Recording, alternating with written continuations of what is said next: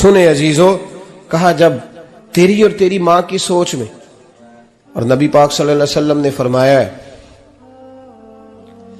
जितने भी गुनाह इंसान करता है ना, अल्लाह करीम सजा को रोक देता है, कयामत में सजा देगा। और जो माँ बाप का नाफरमान है ना, उसको दुनिया में भी सजा मिलेगी। जो माँ बाप का नाफरमान है उसे दुनिया में भी, आप यकीन करें, बच्चे थोड़ा सा पड़ जाते हैं बेचारे, तो माँ बाप से कहते हैं अब्बा जी तुसी पुराने दौर दे हो, तो की पता होवे, और तुझे पता ही नहीं भाई, तुझे खबर ही नहीं, ये पुराने दौर के नहीं, तू बेवकूफों के दौर का है। तू समझ ये को तालीम है। अकबर अलाहाबादी ने कहा था हम ऐसी लाखों किताबें काबिले जब्ती समझते हैं, जब्त करने को दिल करता है। हम ऐसी लाखों किताबें काबिले जब्ती समझते हैं जिनको पढ़ के बेटे बाप को खबती समझते हैं। बात है करने वाली, मां और बाप इतना बड़ा दर्जा है। और भाई सुन लो और इस बात को याद रखना, दुनिया में सियाबी होने से बड़ी विलायत कोई नहीं। सारे वली गौस कुतुब अब्दाल मिलके भी सियाबी के कदमों की खाक तक को नहीं पहुंच सकते, लेकिन हजरत अवैसे करनी सियाबी नहीं बन सके, सिर्फ अपनी अम्मा की वजह से पीछे रहे। महबूब ने फरमाया तू वहां रह के मां की नौकरी कर, तेरा नबी तुझसे राजी है। इतना बड़ा काम उन्होंने छोड़ दिया, हुजूर की जाहिरी जियारत नहीं कर पाए, और तू कहता है मैं फलाने पीर साहब के आस्थाने पे होता हूं, अम्मा बड़े भाई के पास होती है, मैं जाता हूं तंजीमों के साथ, जमातों के साथ, और अम्मा फलाने के साथ। ये कैसी बात हुई? ये किस तरह का मसला हुआ? जो तेरी ड्यूटी है उस ड्यूटी को पहले अदा कर, नौकरी को पहले कर, फराइज का अदायगी पहले कर। तू फर्ज छोड़ के नफल के पीछे जा रहा है, इस काम को पहले सर अंजाम दे। मेरे नबी पाक सल्लल्लाहु अलैहि वसल्लम ने फरमाया वालिदैन के नाफरमान को दुनिया में सजा मिलती। हजरत मालिक बिन दिनार रहमतुल्लाह ताला अलैह फरमाते मुझे अल्लाह ने 60 हज करने की तौफीक अता फरमाई। कितने? बोल के बताएं। जिस बंदे के पास इतने पैसे हों कि हज पे जा सके, आ सके, और जितने दिन रहना है घर वालों को खर्चा दे सके, उस पर हज करना फर्ज है। पता है आपको? उस पर हज करना, इसलिए बयान कर रहा हूं कि हज की दरखास्तें जा रही हैं। हम पता क्या कहते हैं? हम कहते हैं बच्चे बड़े होंगे, शादी करूंगा फिर जाऊंगा। ये किसने फतवा दिया है? ये किससे आपने पूछा है? वो जब बड़े होंगे उनकी शादी की चीज उस वक्त आप पे फर्ज होगी। अभी जो फर्ज है उसको अदा करें। और ये तिरमिजी शरीफ की हदीस है, याद रख लें। नबी पाक सल्लल्लाहु अलैहि वसल्लम ने फरमाया जिस पर हज फर्ज था उसने किया नहीं, बगैर हज किए मर गया, या यहूदी होके मरेगा या ईसाई होके मरेगा। इतना बड़ा हुक्म है हज के हवाले से, लेकिन लोग इंतजार करते रहते हैं पता नहीं किस चीज का। जब आपको अल्लाह मौका दे, हिम्मत दे, तो पहली फुर्सत में ये फरीजा अदा करें, ये जरूरी काम है। हजरत मालिक बिन दिनार फरमाते मैंने 60 हज किए। एक हज के मौके पर मैंने बड़ा रश देखा, लाखों का इज्तिमा हुआ। मेरी बातों की समझ तो आ रही है ना आप दोस्तों? जो नहीं बोल रहे उन्हें भी आ रही है ना? अल्लाह जज़ा दे। कहते लाखों का मजमा था, तो मेरे दिल में ख्याल आया, मैंने कहा अल्लाह इतने लोग आए हैं, इनका हज कबूल भी हुआ है कि नहीं? फरमाते मैं सोच रहा था तो रात को ना ख्वाब में मैंने किसी कहने वाले को कहते हुए सुना कि सब का कबूल हो गया है। बल्ख का रहने वाला मोहम्मद बिन हारून बल्खी है, उसका हज कबूल नहीं हुआ। फरमाते शहरों के अलग-अलग खैमे लगते थे। अब भी आप हज करने जाएं तो पाकिस्तानियों की रिहायशें अलग होती हैं, इंडियन की अलग, बांग्लादेश के अलग, मिस्री, यमनी, सब लोग अलग-अलग रिहायशें होती, झंडे लगे होते हैं मुल्कों के। कहते मैंने सवेरे उठ के ढूंढना शुरू कर दिया, ढूंढता हूं वो बंदा मिले। कहते जहां बल्ख शहर के लोग रहते थे वहां चला गया, तो मैंने लोगों से पूछा तुम में मोहम्मद बिन हारून बल्खी कौन है? लोग कहने लगे वो तो बड़ा नेक आदमी है, परहेजगार है, बड़े भोले भाले, बड़े अल्लाह वाले, रियाज आपको बस हम ही जानते हैं, वो तो बड़ा नेक है, परहेजगार आदमी। कहते मैंने कहा अच्छा कहां है? उन्होंने कहा पहाड़ के पीछे उसने खैमा लगाया हुआ है, सारी रात इबादत करता है, सारा दिन रोजा रखता है, कायमुल लैल है, साइमुद दहर है। क्या बात? फरमाते हैं मैं उन लोगों की बात सुन के हैरान हो गया कि मुझे क्या बताया गया, ये क्या कह रहे हैं। फरमाते हैं मैं पहाड़ के पीछे गया। हजरत मालिक बिन दिनार अलैहि रहमा फरमाते हैं जब मैं वहां पहुंचा तो मैंने उस शख्स को मुसल्ले पे बैठे देखा। कसरत इबादत के आसार उसके वजूद पर नजर आ रहे थे। सीधा बाजू उसका कटा हुआ था। फरमाते 2 रकते मुकम्मल करके ना मैंने उससे अस्सलामु अलैकुम कहा तो मुझे कहने लगा वालेकुम अस्सलाम, आप मालिक बिन दिनार हैं। मैंने कहा बड़ी इसकी फिरासत है। फरमाते फिर उसने ठंडी सांस ली, कहने लगा आपको ख्वाब आई होगी कि मेरा हज कबूल नहीं हुआ। फरमाते हैं मुझ पर और बिजली गिरी कि क्या कह रहा। फरमाते मैंने कहा यार लोग भी तेरी तारीफ कर रहे हैं और तेरी बसीरत भी बड़ी है, तो ये माजरा क्या है। कहने लगा आप ना पूछें। ये कह के उसने रोना शुरू किया, देर तक रोता रहा। मैंने कहा नहीं यार तू बता। कहने लगा नहीं आप ना पूछें, आप नाराज होंगे। मैंने कहा मैं नहीं होता, तू बोल ना। कहने लगा हुजूर 24 साल हो गए मुझे हज करते हुए, 24वां हज है मेरा, और हर साल कोई अल्लाह का वली आके बताता है कि जा चला जा तेरा कोई नहीं कबूल हुआ। बेपरवाही वेख सज्जन दी जिथे किसे दी पेश ना जावे, उन्हें ताजा वाले दर दर रोले ते मंगते तख्त बिठावे। आजम किसे नु कारा मिलदा ही कोई काबे ओ खाली आवे। कहते हैं उसने मुझे कहा हुजूर 24वां हज है, हर साल कोई बताता है। मैंने कहा तेरी गलती। कहने लगा मैं अपनी मां का नाफरमान। मैंने कहा वाकया क्या हुआ। कहने लगा हजरत अल्लाह ने मुझे दौलत दी, माल दिया, जमीनें दी, तो मैं अय्याश हो गया। आप यकीन करें अल्लाह लोगों को माल देता है तो वो समझते हैं मेरी चालाकी से आया है, मैं तेज बड़ा था इसलिए आया है। नाफरमान होते हैं। लेकिन जो रब लेना जानता है, देना जानता है, वो लेना भी। वारस शाह मान करी ना वारसा दा, रब बेवारसा करके मार दई। लोग बड़े स्मार्ट बन जाते हैं, उनकी गुफ्तगू में बड़ा तकब्बुर होता है, उनके निगाहों के अंदाज में बड़े, वो कहते हैं ओहो सब लोग बेवकूफ हैं, सिर्फ मैं सियाना हूं, काम जो सही चल रहा है। ओ भाई 1 मिनट लगता है इंसान को बादशाह से फकीर होने में। एक इमाम मालिक रहमतुल्लाह अलैह बैठे थे तो हारून रशीद आपसे कहने लगा इमाम अबू मालिक से, हजरत बताएं इस वक्त अल्लाह क्या कर रहा है। आप फरमाने लगे यार तू बड़े मोटे दिमाग का है, किस तरह के सवाल पूछता है। बादशाह था ना, कहा नहीं आप बताएं। तो इमाम मालिक फरमाने लगे तू तख्त पे बैठ के सवाल पूछता रहता है और मैं नीचे बैठ के जवाब देता रहता हूं, नीचे आ फिर बताता हूं। उसने कहा जनाब बताएं। फरमाने लगे तू सवाली है ना, तो तू नीचे बैठ और मैं ऊपर बैठता हूं। क्या जनाब आ जाए। हारून रशीद नीचे आ गया, इमाम मालिक तख्त पे बैठ गए। फरमाने लगे अब बता क्या पूछ रहा था। कहने लगा हुजूर पूछा था अल्लाह इस वक्त क्या कर रहा है। फरमाने लगे रब इस वक्त तुझे समझा रहा है कि इस तख्त पे तकब्बुर न करना, 1 मिनट लगता है मैं तुझे उठा के मालिक को बिठा दिया करता हूं। ये तुझे समझा रहा है, लिहाजा इस समझ पे कायम रहना, तकब्बुर न करना, 1 ही तो मिनट लगता है, ये तुझे समझा रहा है। तो वो शख्स कहने लगा मोहम्मद बिन हारून बल्खी इमाम मालिक बिन दिनार से कि हुजूर बड़ी दौलत थी तो मैं अय्याश हो गया था। रमजान का महीना था, अम्मा तंदूर में रोटियां लगा रही थी, मैं शराब पी के घर आ गया। हमारे यहाँ ये भी फैशन है ना, अब मेहंदी वाले दिन चौधरी साहब के डेरे पे जवान शराब पीते हैं तो पूछते हैं हाजी साहब आप तो हाजी भी हैं, तो डेरे पे मुंडे क्या करते रहे। कहते मैं डेरे तो था मैनू नहीं पता, वो कार लगे सन। हाजी साहब आपको सारा पता है और अल्लाह आपसे पूछ लेगा। यहां तो कोई आदमी चुप कर जाएगा आपके किलों की वजह से, लेकिन अर्श के मालिक को भी तो जवाब देना है कि नहीं। क्या तरीका है देखे ना, कुल वाले दिन महफिल और मेहंदी वाले दिन अल्लाह से सिर्फ दुखों का रिश्ता है, रसूलुल्लाह से सिर्फ गमों का रिश्ता है। अगर तूने ढोल ढमक्का शोर शराबा किया है शादी वाले दिन तो कुल वाले दिन भी बजा, तेरा पता चले, जनाजे पे भी बजा। क्या तमाशा है। मजहब सिर्फ रस्म है, जरूरत है, कोई मर गया तो कुरान पाक खोल लो, बाकी जो मर्जी करो।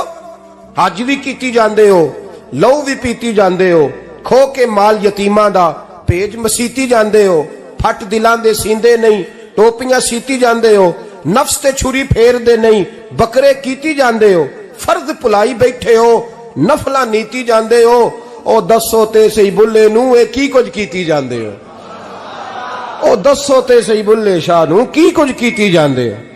कोई तरीका है? कोल शरीफ पे मौलवी साहब तशरीफ लाइएगा, अब्बा जी के कोल है, तो मैं तो कहता हूं बजा ना बैंड बाजे वाला आज भी, तेरा पता चले कि ये दो काम कैसे होते हैं। तू किस तरह दो कश्तियों का, समझ नहीं आती बात की। मैं तो जाता ही नहीं बैंड बाजे वाली शादी पे, मैं कहता जो तुमको मर्दी पढ़ा लो ने कहा, हमसे नहीं दो काम होते। अल्लाह रोजी देने वाला है, एक ही करते हैं, दो रंगी छोड़ के यक रंग हो जा, सरासर मोम हो जा या संग हो जा, मौज करो। हम इस चक्कर में पड़ते ही नहीं, हम वो रास्ता ही छोड़ देते हैं जो हमारी तबीयत के मुताबिक नहीं होता, बस खत्म हो गई बात। इसलिए गौर करें और याद रखें इस बात को। इमाम मालिक बिन दिनार रहमतुल्लाह अलैह फरमाते हैं, मुझसे कहने लगा पैसे आए तो मैं याश हो गया। रमजान का महीना था, असर के बाद मेरी अम्मा इफ्तारी की तैयारी कर रही थी, मैं गया, मैंने कहा शराब पी हुई, अम्मा रोटी दे, तो अम्मा कहने लगी शर्म कर, शर्म कर, रोजा रखा नहीं तो जिन्होंने रखा है उनका तो ख्याल कर। कहते अम्मा की बात का मुझे गुस्सा लगा। मैं कहा करता हूं बदनसीब है वो बेटा जिसका बाप उससे बात करते हुए डरता है कि पता नहीं कहां से बोलेगा। बदनसीब नहीं वो बेटा जिसकी मां उससे बात करते हुए सहम जाती है कि पता नहीं कौन सी बोली बोलेगा। बदनसीब नहीं कि मां बाप भी जिससे खोल के बात ना कर सके। हजरत मालिक बिन दिनार से कहने लगा, अम्मा ने जब कहा ना शर्म कर, तो मुझे गुस्सा आया, मैंने मां को थप्पड़ मारा और मेरी मां जलते हुए तंदूर में गिरी। लोगों ने मुझे पकड़ के अंदर बंद कर दिया कमरे में। सारी रात मैं शोर सुनता रहा पर नशे में धुत रहा। सवेरे आंख खुली तो मेरी बीवी बैग बांध रही थी। मैंने कहा कहां जा रही हो? कहने लगी जो मां का नहीं बना मेरा कैसे बनेगा। वो मैंने कहा मेरी अम्मा का, वो तो लोगों ने रात को ही दफन कर दी जनाजा पढ़ के। तड़प के कहने लगा मुझे क्यों नहीं बताया? तो कहते हैं लोग कहने लगे तेरी मरती हुई मां कह गई थी इसे मेरा मुंह ना देखने देना, मेरे जनाजे के करीब ना आए। हजरत मालिक बिन दिनार फरमाते हैं जब उसने ये बात सुनाई तो मैंने भी उसके मुंह पे थप्पड़ मारा। मैंने कहा तू इसी काबिल है। कहते हैं वो रोने लगा, हुजूर दुआ करे अल्लाह मुझसे राजी हो जाए। कहने लगा जब मां की इंतकाल की खबर मिली तो मैंने कुल्हाड़ी लेके वो हाथ काट दिया जिससे मां को मारा था। मैंने सारी जायदादें खिरात कर दी। 24 साल हो गए, 24 साल। सारी रात नमाज पढ़ता हूं, रोजा रखता हूं, हज करता हूं, पर हर साल कोई आके कहता है जा दौड़ जा तेरा कोई नहीं कबूल हुआ। हुजूर दुआ करे मालिक राजी हो जाए। फरमाते मैं थप्पड़ मार के आ गया। मैंने कहा तुझसे राजी हो जाए इतने जालिम से? इमाम मालिक फरमाते हैं रात को आके सोया तो मुझे ख्वाब में रसूल पाक का दीदार हुआ। तो नबी पाक अलैहिस्सलाम ने फरमाया मालिक तू उसे मायूस क्यों कर आया है? अल्लाह तो बड़ा मेहरबान है। कहा हुजूर मां के नाफरमान को माफी कैसे मिलेगी? तो इमाम मालिक फरमाने लगे नबी करीम ने फरमाया जा उसे जाके बता दे तुझे कयामत में तेरी मां की वजह से बख्श दिया जाएगा। कहा हुजूर अम्मा की वजह से किस तरह? तो महबूब फरमाने लगे इसकी मां कयामत में इसके खिलाफ मुकदमा दायर करेगी रब करीम की अदालत में। ए अल्लाह मैंने 9 माह पेट में रखा, दर्द सह के इसे जना, जिगर का खून पिला के पाला और इसी ने मुझे कत्ल किया। रब करीम इसकी मां का मुकदमा सुन के कहेगा उठाओ इसको दोजख में फेंको, इसने मां जलाई थी इसे भी जलाओ। महबूब फरमाने लगे जब पकड़ करके मालिक उसको मोहम्मद बिन हारून को लोग ले जाएंगे ना जहन्नम की तरफ, अभी फरिश्ते घसीटेंगे ही तो पलट के फिर अम्मा की तरफ देखेगा और दूसरी दफा फिर घसीटेंगे तो पलट के देखेगा और तीसरी दफा फिर पलट के कहेगा अम्मा ये मुझे जलाने लगे, अम्मा ये जहन्नम में फेंकने लगे। मेरे हबीब फरमाने लगे वो जल के मरने वाली मां वहां भी बोल पड़ेगी, कहेगी या अल्लाह चल मैंने माफ किया तू भी माफ कर दे। ऐ अल्लाह मैंने माफ किया तू भी माफ कर दे, अल्लाह तू माफ कर दे इसे, अल्लाह तू इससे दरगुजर फरमा, इसे माफ कर दे। मेरे महबूब पाक अलैहिस्सलाम फरमाते रब करीम कहेगा इसने तुझे जलाया, तो कहेगी अल्लाह ये तो बेटा था इसने जला दिया, मैं मां हूं, मेरे सामने जले तो मैं कैसे बर्दाश्त कर सकती हूं। फरमाया उसने जला के मारा था, पर उसी मां की वजह से रब करीम इसे जन्नत अता फरमाएगा। पलटा पलटा, जा जाके मां के पैरों में बैठ, जा सवेरे अनपढ़ बाप से दुआ कराया कर, जा बिल्कुल अंगूठा छाप बाप से सुबह दुआ कराया कर, देख रब करीम तेरे लिए रहमतों के दरवाजे खोल देगा। और आखिरी बात ये भी सुन ले, मां बाप के इंतकाल के बाद रिश्ते खत्म नहीं होते। रिश्ते खत्म, क्या दुआ मांगते हो नमाज में? रब्बना अग़फ़िर ली। इसका मतलब है मां बाप तो है ना, वो जो औलाद बचपन में चली जाएगी ना, नाबालगी में, छोटे बच्चे, वो कयामत में मां बाप की सिफारिश करेंगे। मां बाप के इंतकाल के बाद भी आला हज़रत फाज़िल बरेलवी ने 12 हुकूक लिखे हैं मां बाप के फतावा रज़विया में। फरमाया उनके दोस्तों से दोस्ती रख, उन्होंने वादे किए थे वो वादे पूरे कर, अगर उनके जिम्मे कर्जे हैं तो अदा कर, और अगर तेरे माँ बाप जो नेकियां करते थे वो नेकियां जारी रख। और इमाम जलालुद्दीन सयूती ने शरह सुदूर में लिखा है, जमीन पे रह के गलत काम ना करना, वरना फरिश्ते कब्र में जाके तेरे माँ बाप को कहेंगे तो कितनी बुरी औलाद पैदा करके आया। और फरमाया तो दुनिया में रह के अच्छे काम कर, चाहे दुआ मांग चाहे ना मांग, फरिश्ते कब्र में जाके कहेंगे क्या बात है तुम्हारे बेटे की, कैसा लाल पैदा किया है, दुनिया खैर से भर दी है। और भाई मुझसे कोई बंदा पूछे ना कि माँ बाप को इसाले सवाब का सबसे बेहतरीन तरीका, तो मैं कहता हूं बेटे नमाजी हो जाओ। क्या कर, ताकि हर नमाज की आखिरी रकत में तू कहे रब्बना अग़फ़िर ली। नमाज अल्लाह की जिक्र माँ बाप का अल्लाह ने रख दिया है, रब्बना अग़फ़िर ली हर नमाज की हर आखिरी रकत में खत्म शरीफ पढ़ा जाएगा। और नमाज के अंदर पढ़ेंगे इंशाअल्लाह ताला, पढ़ेंगे नमाज इंशाअल्लाह, वादा नहीं करा रहा। दाढ़ी किसकी सुन्नत है? नहीं, जिन्हें नहीं रखी हो बोलो, जिन्हें रखी हो तो बोलन डाया ने। किसकी सुन्नत है? तो सरकार के गुलामों ने रखनी है, किसी और ने रखनी है? गुलाम कहते हैं अभी हम नेक ही नहीं, नेक होंगे तो रखेंगे। वो खुदा के बंदो, नेक तो सारी जिंदगी बंदा नहीं होता। कभी किसी ने दावा किया है वली गौस कुतुब ने कि अब मैं बिल्कुल गुनाह नहीं करता, मैं पाक साफ हो गया हूं? किया कभी? ये शैतान का वसवसा है। दाढ़ी हुजूर की सुन्नत है, और रखो तो नबी पाक की मर्जी के रखो, पूरी मुट्ठी रखो, अपनी मर्जी की ना रखो। जितनी मुझे अच्छी लगती है उतनी मैंने रख ली। एक मुट्ठी दाढ़ी रखें, सारी दुनिया की ट्रेनें गुजरती हैं तो गुजर जाएं, नमाज का वक्त नहीं गुजरना चाहिए। बस खत्म हो गई बात। दुनिया तो चंद रोज है, ओ पईयां देश दियां कबरां जिन्हां ते फुल पे, उधरों कोई नहीं जी आमदा ते इधरों लखां गए। नमाज सबसे पहले, इसलिए कि रब रसूल के बगैर हमारा गुजारा ही नहीं, गुजारा ही नहीं। नमाज, कुरान पाक और दुरूद सलाम, ये कज़ा होना ही नहीं चाहिए, जो मर्जी हो जाए। और साथ साथ सुन्नत और शरीयत का लिहाज करना सीखें। और मेरी अपील ये है, हर इमारत पे गुलाफ नहीं चढ़ता, सिर्फ खाना काबा पे चढ़ता है। हर किताब का गुलाफ नहीं होता, सिर्फ कुरान पाक का होता है। हर बीबी का पर्दा नहीं होता, सिर्फ मुसलमान औरत का होता है। जो चीजें पर्दों में होती हैं ना, वो मुकद्दस होती हैं। और भाई टाफी से भी रैपर उतार दो तो मक्खियां बैठने लगती हैं। तो जो बीबी पे पर्दा होगी उस पे बुरी नजरें नहीं जमेंगी। ड्यूटी है आपकी, बेटियों को पर्दा कराएं, बहनों को पर्दा कराएं, माँ बाप माओं को गुजारिश करें। पर्दा हुस्न है मुसलमान का। जिस घर में पर्दा रहता है उस घर में अल्लाह के फरिश्ते रहमत नाज़िल फरमाते हैं। ये कोई फैशन, कोई तरीका, कोई मतलब ही नहीं इन चीजों का। बापर्दा करें अपने घरों को। दुआ करता हूँ अल्लाह तबारक व तआला मेरी इस हाजिरी को कबूल फरमाए। अल्लाह आप सबका आना कबूल फरमाए। और जो कुछ मैंने कहा अल्लाह तबारक व तआला हमारे दिलों में, हमारी रूहों में इस जज्बे को जागुज़ी फरमाए। आखिर दावाना अल्लाह सलामत रखे। अब काफी नहीं हो गया काम? मैं तकरीर भी इतनी करता हूँ 35-40 मिनट की, यहां तो कुछ ज्यादा हो गई है मेरा ख्याल है। तो थोड़ी बात करने की कोशिश किया करता हूँ। चलो मेरी राय यह है कि खुराक थोड़ी हो तो हजम जल्दी हो जाती है। अरसलान साहब से मैंने कहा मेरा खाना ना पकाना।